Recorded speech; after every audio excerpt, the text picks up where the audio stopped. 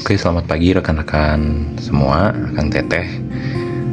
Di pagi hari ini, saya Aldo dan saya akan menjelaskan terkait sistematika penulisan jurnal.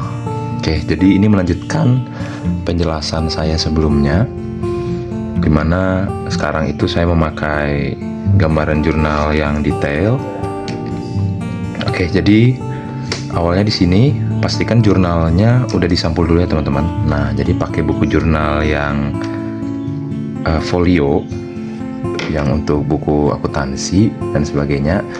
Kenapa? Karena cakupannya lebih gede. Nah, terus kemudian, ini jurnalnya bisa disampul seperti ini, pakai metalik. Kemudian di sini itu nanti akan tertera untuk nama mata kuliah, kemudian kelas, dan ada gelombang di sebelah nama. Tapi untuk susunan ini itu dibebasin ke rekan-rekan semua. Oke, kita langsung aja ya. Di sini yang pertama, yang seperti saya pernah menjelaskan, di situ ada tanggal jurnal dan tanggal praktikum di sini. Nah, tanggal jurnal ini mengacu pada kapan kita menuliskan jurnal tersebut. Misalkan, nah ini tuh contoh jurnal saya tahun lalu. Misalkan kita itu menuliskan jurnalnya di hari ini, misalkan di tanggal hari ini tuh di tanggal 27. Nah, maka di sini tulis tanggal 27 September 2024. Kemudian di sebelahnya itu tanggal praktikum. Kita praktikum dia kapan? Misalkan di hari Senin. Hari Senin itu di tanggal 29. Maka tanggal praktikumnya ada di tanggal 29 September 2025. Maaf, yang tadi di sebelahnya itu 27 September 2025. Kemudian di bagian tengahnya itu dituliskan untuk judul modul atau judul praktikum kita. Nah, misalkan di sini saya menuliskan modul 6. Nah, usahakan penulisan modul juga memakai angka Romawi. Terus ditulis kemudian penetapan kadar zinc sulfat tablet. Nah, seperti itu. Untuk formatnya itu dibebaskan ya, Kang Teteh dan rekan-rekan. Mau tanggal jurnal, tanggal praktikum, boleh. Mau tanggal jurnal, tanggal praktikum, boleh. Mau tanggal jurnal di atas, tanggal praktikumnya di atas, boleh. Mau modulnya naik ke atas, ini boleh. Mau di kiri juga boleh, tapi kan kurang elok. Jadi menyesuaikan ke estetika aja. Oke, lanjut. Di sini kita lanjut ke bagian kedua, ada tujuan. Tujuan itu dituliskan nomor 1. Nah, ini maksud saya 1 yang disebut dengan angka Romawi. Nah, jadi penggunaan 1 itu dituliskan dengan angka Romawi. Nah, tujuan itu selalu akan dibagi 2 ya, Kang Teteh dan rekan-rekan semua. Ada bagian A atau 1.1 itu menyesuaikan ke modul saja, nanti bisa mengikut aja. Ada kompetensi yang dicapai. Kemudian ada bagian B, itu tujuan praktikum. Dituliskan mau formatnya begini, mau ada di spasi ke sini itu juga boleh, mau juga agak tulis ke sini juga boleh. Tergantung estetika teman-teman gimana. Yang penting teman-teman menuliskan apa yang ada di modul untuk tujuan, karena memang kita mengacu pada modul dan teman-teman mengerti gitu apa yang dituliskan. Kemudian di sini ada tujuan praktikum. Nah, karena ini tujuannya 1, maka langsung aja ya, atau bisa juga dipoinkan. Nah, tapi untuk pemakaian per poin itu dikembalikan ke Kang Teteh semua. Dan di bagian 2 di sini kita ada yang namanya prinsip. Tetap jangan lupa angka Romawi. Kemudian dituliskan misalkan prinsip titrasi kompleksometri, itu terjadinya reaksi kompleks antara ligan dan logam. Nah, prinsip ini biasanya mengacu dari mana? Mengacu dari judul. Nah, kalau misalkan judul praktikumnya pengenalan alat-alat laboratorium, maka prinsip biar kita bisa mengenal alat-alat laboratorium dengan baik itu apa? Misalkan safety first atau gimana? Kalau misalkan kita di sini penetapan kadar vitamin C dalam tablet. Nah, prinsipnya supaya kita bisa menentukan atau menetapkan kadar vitamin C dalam tablet apa? Nah, kita menggunakan instrumen apa? Atau apa yang kita lakukan di sana? Nah, itu untuk bagian tujuan dan prinsip. Oke, kita lanjut di bagian ketiga. Di sini ada pendahuluan atau dasar teori. Nah, sebelum kita lanjut, mungkin dari Kang Teteh yang menonton video ini, panduan jurnal juga bisa digunakan jika memiliki format jurnal yang sama di universitas masing-masing. Nah, di sini ada pendahuluan atau dasar teori. Ini bebas ya, mau ditulis pendahuluan doang boleh, mau ditulis dasar teori doang boleh, mau ditulis pendahuluan atau dasar teori juga boleh, yang penting jelas gitu dan rapi. Ini acak-acakan, jadi jangan diikutin ya Kang Teteh dan rekan-rekan semua. Misalkan di bagian A, zinc sulfat dan kegunaannya pada sediaan tablet. Misalkan kita judulin nih, kita jelasin tuh apa zinc sulfat dan kegunaannya pada sediaan tablet. Terus jangan lupa mau kalau bisa sih di tengah ya untuk citasinya. Misalkan kita ingin menuliskan dari mana asalnya, misalkan dari penulis apa, misalkan Aldo 2025, itu boleh. Yang penting ada penulisan citasi di sana. Nah, ini kan belum ada di sini ya Kang Teteh. Nah, misalkan kita pengen nulis, misalkan di sini, nah kita tulisin aja citasinya di sini. Misalkan kita buka kurung, tulis misalkan Aldo 2025. Atau misalkan ke judul bukunya apa, tahun rilisnya berapa, 2024. Nah, untuk penggunaan citasi sendiri atau penggunaan pustaka ini kalau bisa di 5 tahun ke bawah, itu yang paling relevan dan paling masuk lah untuk praktikum kita, atau paling maksimal di 10 tahun ke bawah. Kita next aja secara singkat ke alat dan bahan ya Kang Teteh dan rekan-rekan semua. Nah, kalau untuk dasar teori tadi, dasar teori itu kalau bisa jangan cuma selembar. Nah, kalau tadi kan yang ditunjukin itu hanya salah satu contohnya. Kalau misalkan di dasar teori yang ada di modul itu sampai 2-3 lembar, nah bisa dituliskan semua. Atau kalau Kang Teteh juga dan rekan-rekan pengen mempersingkat atau mengambil bagian yang pentingnya juga bisa, tapi jangan terlalu singkat juga gitu. Jadi yang bacanya juga enak. Nanti kalau misalkan Kang Teteh mau ujian atau nanti di UAS juga pada mau OSC, nah itu bisa bacanya enak gitu. Jadi sebenarnya jurnal ini bukan buat kita, tapi buat pegangan Kang Teteh sekalian dan rekan-rekan gitu. Jadi kalau semisalnya pengen belajar, bisa buka jurnalnya lagi, bisa ngeliat lagi, bacanya enak. Kalau cuma nulis singkat-singkatnya aja kan nanti kalau misalkan pengen belajar lagi, kesannya kita malah jadi nggak ngerti apa yang ditulis. Oke, selanjutnya di sini itu ada yang namanya alat dan bahan, bagian 4 atau nomor 4. Di situ ada alat dan bahan. Alat dan bahan. Nah, penulisan alat dan bahan ini juga bisa dibebasin ke Kang Teteh dan rekan-rekan semua gitu. Jadi misalkan ada alat, pengen dibagi 2 nih karena alatnya dikit, bahannya juga dikit. Bagi 2, bikin kotak, tapi kotaknya nyambung, boleh. Misalkan di sini ada buret, beker gelas, Erlenmeyer, sampai ke alat gelas. Terus bahannya ada dinatrium EDTA, zinc sulfat, 7H2O, zinc sulfat tablet, EBT, Aquades. Ah, itu juga bisa. Nah, bisa juga kalau alatnya panjang, bisa dibikin jadi 2 baris. Jadi satu baris misalkan 1 sampai 7. Nah, ini 7 kotak full kesini hanya untuk alat, bahannya di bawah. Itu juga bisa. Nah, menyesuaikan aja. Jadi tergantung gimana Kang Teteh nulisnya dan nyamannya gimana. Pokoknya bikin serapi mungkin aja gitu kalau memungkinkan. Nah, selanjutnya kita ke prosedur kerja.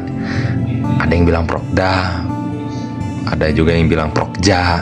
Nah, itu bebas gitu. Yang penting kalau bisa di judul dituliskan, bukan kalau bisa sih, harus dituliskan judulnya secara jelas. Misalnya kita masuk ke prosedur kerja. Nah, kemarin kan, bukan kemarin sih, ada yang bertanya dan banyak yang bertanya harus seperti apa sih bagan alir yang dimaksud.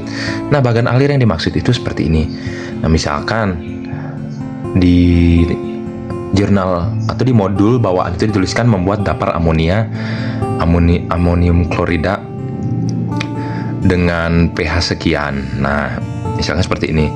Nah, Kang Teteh harus mengubah dulu ke kalimat pasif. Jadi misalkan membuat, jadi misalkan sini dibuat dapur amonia atau amonium klorida dengan pH 0,7 sekian dengan citasinya ada di sini. Ini bebas ya, ini tergantung di jurnalnya tertulisnya apa.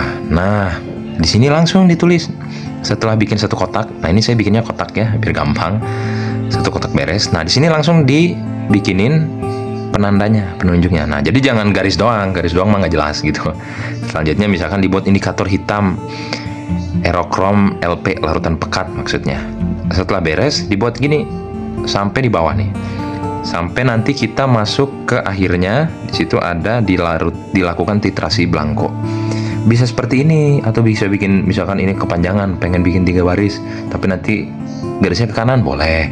Pengen bikin 4 baris, garisnya ke kanan, baru dari kanan ke bawah, boleh. Nah, itu dibalikin aja ke kreativitas teman-teman. Jadi nggak usah terpatok, wah bagan alir harus bener-bener kaku banget, nggak bisa gimana-gimana, nggak juga gitu.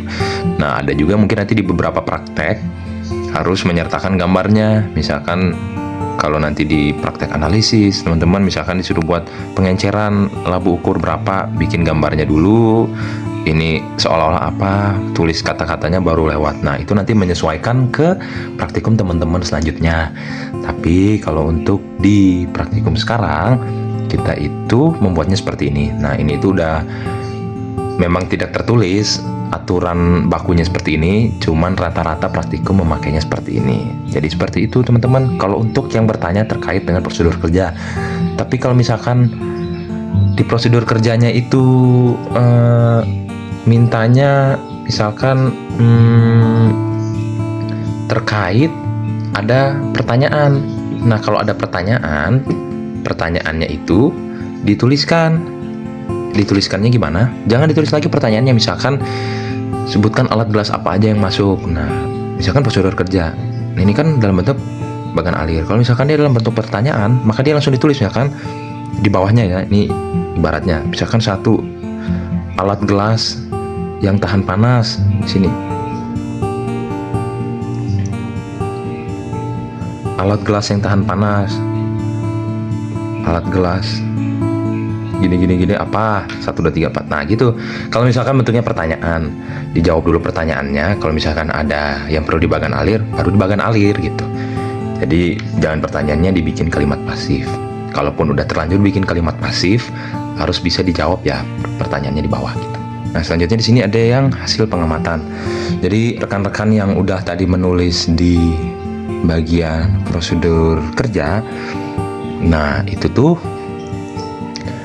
beres hanya untuk 1 jurnal. Jadi kalau di jurnal yang sekarang kita baru banget mulai jurnal, nah itu ditulis cukup sampai prosedur kerja.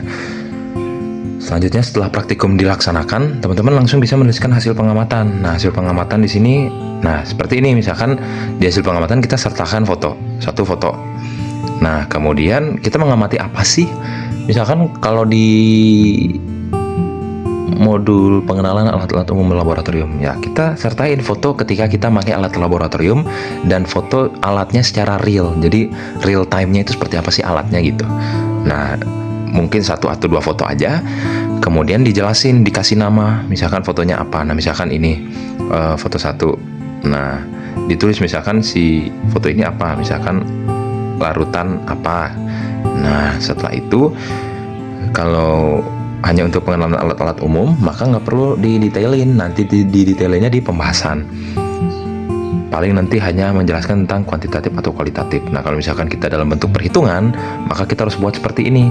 Misalkan nanti akan ada teman-teman lanjutannya ada titrasi, ada juga rata-rata bilangan molarnya berapa, sampai kepada reaksinya berapa. Nah, kalau di bagian atas tadi, sebelum bagian laporan yang mencakup hasil pengamatan, kalau di modul yang teman-teman pelajarin itu misalkan di alat dan bahannya membutuhkan bahannya EDTA 100 gram. Nah, itu harus dihitung dulu setelah alat dan bahan sebelum masuk prosedur kerja. Oke, kita next ya.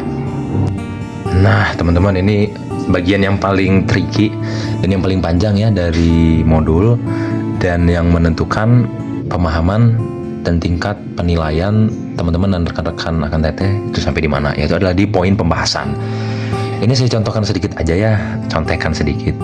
Jadi tadi kan kita misalkan membahas tentang zinc sulfat ya. Nah, kalau saya pribadi, teman-teman juga bisa ngikut, bisa dituliskan seperti ini. Pada praktikum kali ini kami membahas tentang, dituliskan judul praktikumnya dulu, penetapan kadar zinc sulfat tablet. Kalau misalkan pengenalan alat umum laboratorium gimana? Jadi pada praktikum kali ini kami membahas tentang pengenalan alat-alat laboratorium secara umum. Nah, baru di situ teman-teman menjelaskan kembali di mana penetapan kadar ini misalkan melibatkan proses titrasi kompleksometri. Nah, kita bisa tahu ini dari mana? Nah, ketika teman-teman tadi melakukan si praktiknya. Jadi kalau misalkan kami membahas tentang pengenalan alat-alat umum laboratorium, di mana alat laboratorium sendiri misalkan terbagi menjadi 2. Apa aja? Terus alat ini bagaimana penanganannya? Alat itu bagaimana penanganannya? Terus yang disampaikan dosennya, yang disampaikan kepala labnya pada saat AKTT praktikum, jangan ini, jangan itu dimasukin semua ke pembahasan, tapi dengan kata-kata yang baik, dan jangan lupa menyantumkan citasi di dalamnya. Jadi dibahas aja sedetail-detailnya mungkin lah. Yang penting intinya apa, teman-teman ngerti apa yang teman-teman tulisin di sana. Seperti itu untuk pembahasan ya. Jadi jangan membahas kembali, menuliskan kembali dasar teori atau yang lain-lain, menuliskan kembali prosedur. Misalkan jangan dituliskan berdasarkan praktikum pengenalan alat umum laboratorium, cara memakai labu ukur. Labu ukurnya dimasukin air, disetarakan terlebih dahulu, kemudian dititrasi atau gimana gitu. Jangan seperti itu, tapi membahas lebih ke bagaimana penanganannya, kemudian hal-hal apa saja yang harus diperhatikan saat kita menggunakannya, seperti itu.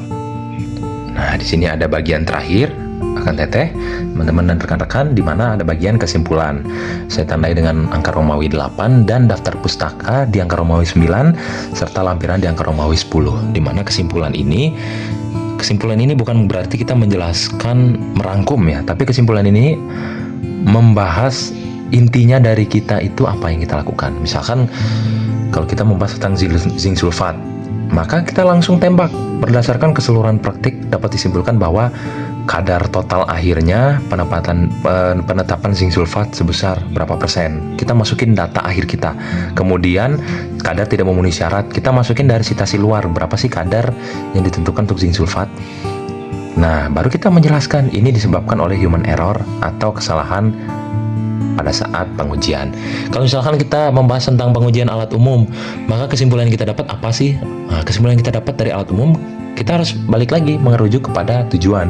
Kalau misalkan tujuannya ada 3, maka kalau bisa kita menuliskan kesimpulan itu juga ada 3, membahas masing-masing dari tujuan praktikum. Kalau misalkan tujuan praktikumnya apa saja sih yang termasuk dalam alat umum laboratorium?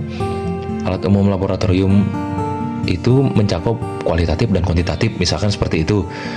Kualitatif adalah ini, kuantitatif ada ini. Nah, itu tuh udah benar. Lanjutin sampai poin ketiga. Kemudian untuk daftar pustaka di sini itu kita mengambil rujukan dari mana aja gitu, teman-teman. Misalkan kita ngambil dari Cheng R.N. Wolfsby misalkan. Nah, itu dimasukin lengkap. Nah, penulisan citasi itu seperti ini. Si namanya dulu, nama penulis, kemudian di sini ada tahunnya, kemudian di sini ada nama buku yang diterbitkan, edisi berapa, kalau misalkan itu artikel, jurnal ilmiah atau lain-lain, kemudian di sini ada penerbitnya, seperti itu. Jadi minimal disamain aja di 3 pustaka. Setelah itu udah cukup untuk daftar pustakanya. Nah, kalau misalkan teman-teman mau bertanya gimana kalau misalkan kita pengen buat ngambil dari AI, boleh-boleh aja. AI itu kan bisa digunakan untuk membantu teman-teman akan teteh semua untuk mencari dasar teori, mencari kesimpulan, mencari daftar pustaka. Tapi pastikan kembali bahwa sumber yang dipakai itu valid dan teori yang disampaikan itu benar. Nanti prom-promnya ya bisa menyusul. Kemudian di sini ada untuk lampiran. Nah, misalkan di sini lampirannya, teman-teman dan akan teteh sekalian. Ini punya saya memang belum sempurna. Nanti teman-teman bisa menyempurnakan dari apa yang saya bilang. Lampiran itu bisa mencantumkan apa aja yang dilakukan teman-teman nantinya gitu di sana. Kalau misalkan tadi pengenalan alat umum laboratorium, di hasilnya menyantumkan saat teman melakukan. Nah, di lampiran itu bisa menyertakan foto-foto yang sekiranya mendukung si hasil praktikum itu. Kalau misalkan teman-teman memakai labu ukur, nah di lampirannya bisa menyertakan apa aja sih yang kita lakukan sebelumnya dan diberikan keterangan sedikit. Setelah itu selesai. Jadi sekian untuk pemaparan dari sistematika jurnal yang akan kita pakai dan mungkin akan berguna buat rekan-rekan akan teteh sekalian dari semester awal sampai nanti di akhir.